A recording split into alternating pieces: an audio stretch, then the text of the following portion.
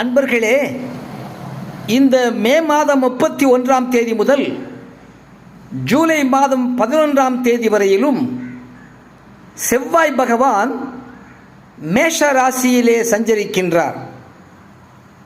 அவர் சஞ்சரிக்கின்ற அந்த மேஷ ராசியிலே அவர் ஆட்சி பலம் பெறுகின்றார்.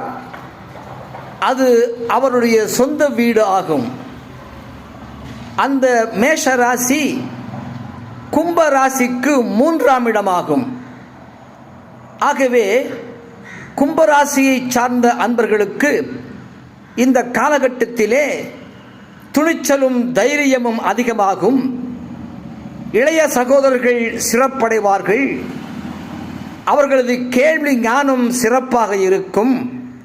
மேலும் அவர்கள் நிலபுல சொத்துக்கள் வாங்குவார்கள்.